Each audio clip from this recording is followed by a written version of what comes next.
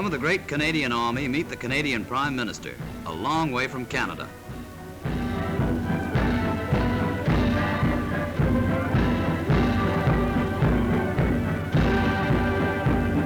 Mr. Mackenzie King, in England for the Empire Conference, reviews the men, volunteers all of them, who are now ready and set for the long, rumbling ride over the thundering battlefield that is the road to Germany.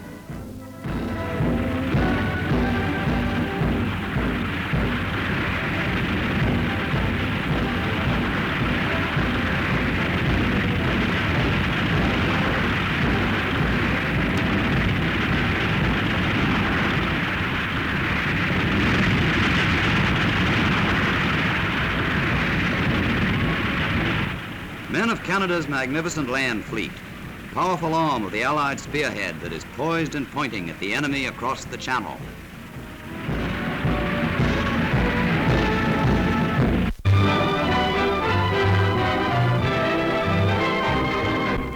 The Allied countries in the midst of war are planning and working on ways to meet the housing problem of peace.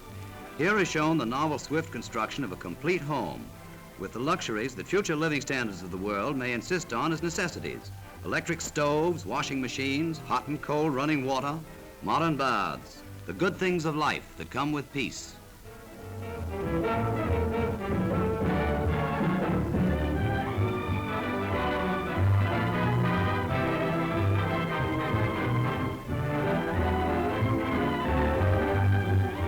Some of these houses are prefabricated in factories.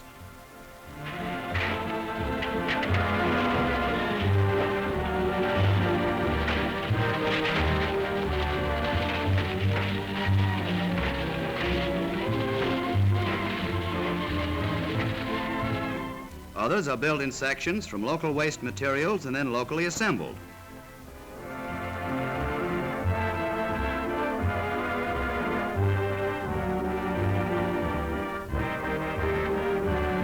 They mean great saving in labor, but more than that, they mean homes, good, strong homes to people who will desperately need them.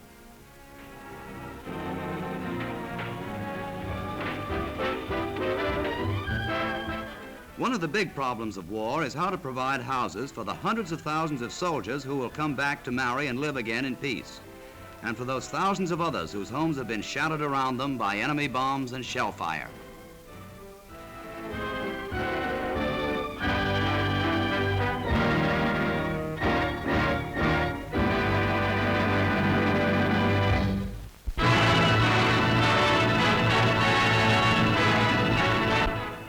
The Allied Air Forces in England go about their 24-hour-a-day, three-way job of reducing the enemy's fortified positions, railroads, and the beginning of his supply line, his factories.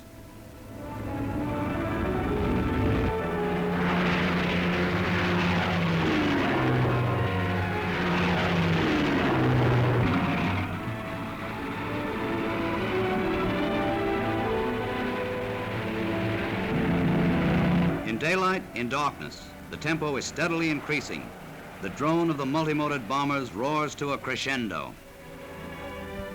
The first job is the enemy's gun emplacements, E-boat bases and rocket gun sites, which must be reduced as far as it is humanly possible as soon as possible.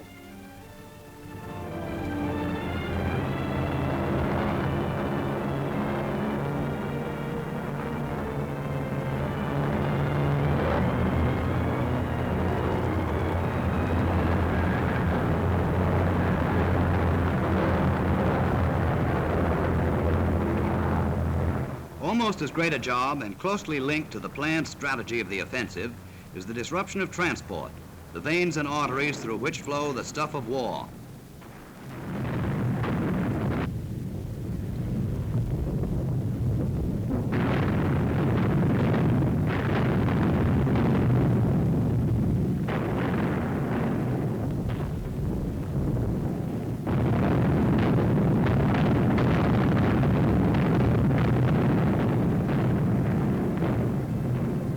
Transportation centers, especially railway lines and junctions, are the vital spots in these arteries.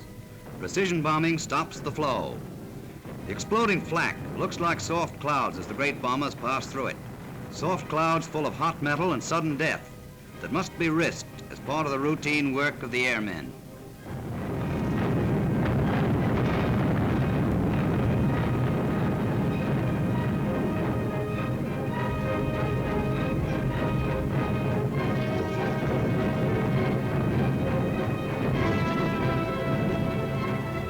Then the third big job for the flyers, knocking out the enemy's war factories wherever in all of Europe they are to be found. They can be camouflaged, but they can no longer be moved out of reach of these men who ride the lead-filled skies for the cause of freedom.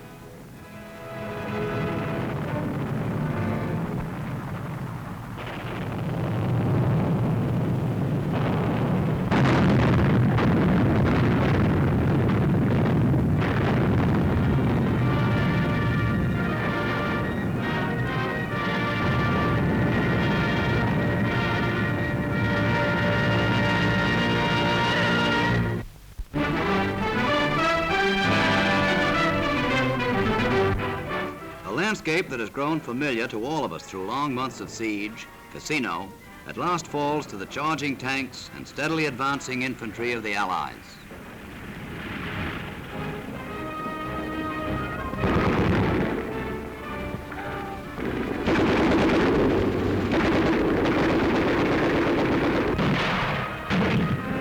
The white flag is raised as enemy soldiers, worn out, sullenly resigned, come out of their long hiding to surrender.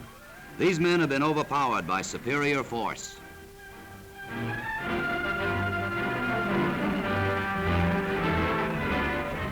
American troops start their own private rehabilitation campaign program. Candies and sweets to the children of Cassino who have gone pathetically hungry for so long.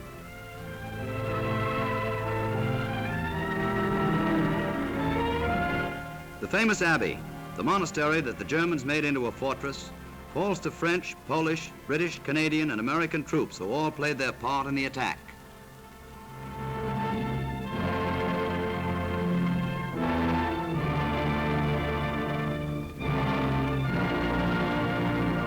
Symbolic of unity is the cooperation of General de Gaulle and General Clark. Symbolic, too, of the rebirth of the martial glory of France.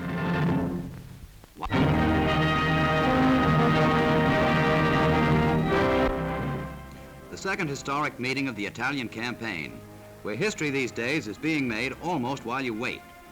The first meeting was when the Americans who landed at Salerno met the 8th Army of Britain as it fought its hard way northward. Here again, another American army, the Army of the Bloody Anzio beachhead, meets the 8th Army, who side by side with men of the American 5th Army have once again fought their way north.